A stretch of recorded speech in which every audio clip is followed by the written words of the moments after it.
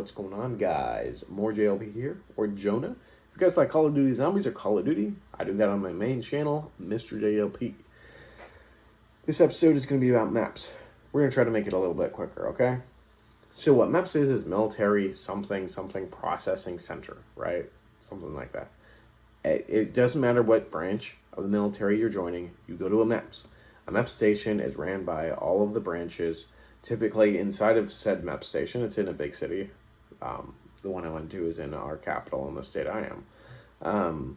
But basically, typically in the building, you'll have an office for all of the branches.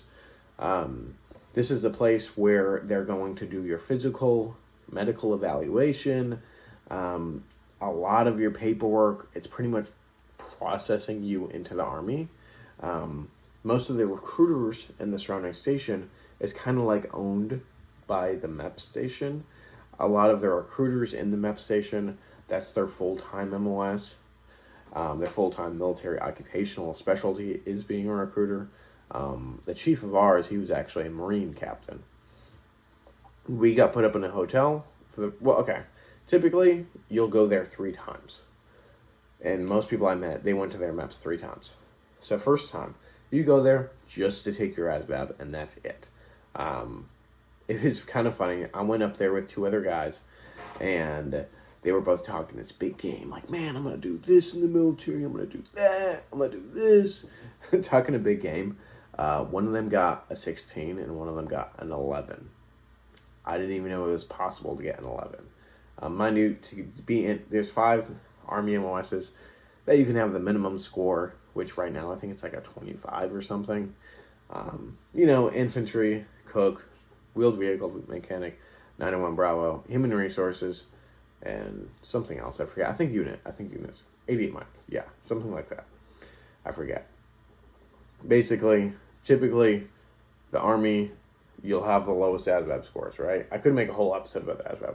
Basically, think about the ASVAB as like an SAT, but way easier. Like, if you finish like 9th grade or whatever, or 10th grade, you can do that. You can do the ASVAB. Not a big deal. I got a 59. I got there, right? The test was halfway done already for everybody else. I finished the test before they were done, and I got the best score out of everybody. I got a 59. That's not very good. I know people who got 98s, 99s, like crazy smart guys. I got a very mediocre score, and I still did better than everybody else. And I hadn't been to school in 2 years. So that's whatever. So you go to MEPS the first time just to do that. Typically, they'll drive you back. Second time, they put you up in a hotel. This is an all-day thing. They do a medical evaluation. So for me, I had to go into a room full of guys. We got into our underwear. They made us do like kind of like some exercises, some duck walks, just to see, hey, do your joints work okay? They had a doctor go in there, look at our spine and everything. Then we had a more in-depth medical evaluation where we went to another room. There was a doctor in there. You had to bend over, cough. He looked at your butthole, made sure you don't have any hemorrhoids, felt your testicles. I don't know, give you a long speech about joining the Army or whatever. He was an old-ass guy, like 90 years old. Cold-ass hands on them balls, too. Anyways, so this is pretty much step number 1. If you're nervous about being around people, this is kind of when you start getting over that. You know what I mean? Is being in your underwear with a bunch of other guys. Some people didn't play sports in high school. Some people didn't do open showers or whatever. That's something you got to do. Not all the times, but sometimes. Basically, it's a really long day. And a lot of times on this day is the day you choose your MOS as well, if you haven't done that with your recruiter already. And this is the time where you get your actual ship date. Sometimes, like I said, sometimes your recruiter will do that. But my job hadn't came up yet. The one that I want to do. I want to be a 68 series, which in the Army is the medical series. I didn't do a whole lot of research on all the medical MOSs. I don't know. Maybe I would have chosen something different. I'm glad I became a medic. But I said, hey, I'm not doing anything that's not a 68 whiskey. Well, actually, 68 series. Mind you, 68 whiskey is the second largest MOS in the entire Army. They got slots. It's the Army. He told me we didn't have any slots. I said, well, I will go to the Navy recruiter instead then, because I could still do that at this point. They can use your same ASVAB. He's like, oh no, let me make a call. He said, well, we got 68 Alpha, biomedical equipment repair. I'm okay. And then he was like, can you try to find 68 whiskey? And he's like, yeah, I'll look.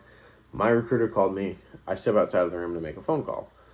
I come back and he's like, oh, okay, I got you signed up and you're going to go in October.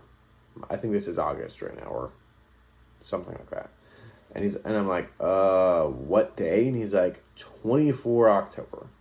My wife's only stipulation of me joining the Army was that it was not going to be before my son's first birthday. And it was literally the day after my son turned 1 year old. Yeah. That was rough. So and at this point he tells me I don't have a bonus. I was like, okay, cool. I sign a whole bunch of papers. I get a temporary ID or whatever. I go back. I tell my wife all about it. Whatever. Very stressful time, dude. For me, I have a kid. I have a wife. I've never been gone that long. It's very, very scary. We go back to MEPS last time. This is when I'm going to ship out. And I, typically at that time before, you also swear in on that day. You swear in for the first time. You come back, and I had to go back on 23 October, which is my son's birthday. So we had to celebrate my son's birthday early. And on my son's very first birthday, we were in a hotel and I was getting ready to leave for the Army. That was probably the most difficult day I've ever had in my whole Army journey so far. It's just like the knowledge of the unknown. Where am I going to go? What's it going to be like? Very scary. Very, very scary. So we go there again in the morning. Pretty much we get there, spend the night. My wife and son are at the hotel with me. We spend the evening together and stuff. And then the next day, bright and early, I got to be at the MEP station. They re-drug test us. We re-swear in. And basically, I'm just like half of this morning, I'm holding my sleeping son, knowing I'm not going to see him for months. And that's just really difficult. I'd never been away from him for that long. I'm just leaving him with my wife like that. So where my wife, just needs to deal with that, it was really difficult. And I swear in again, and I get in the van because Fort Benning was only 6 hours away.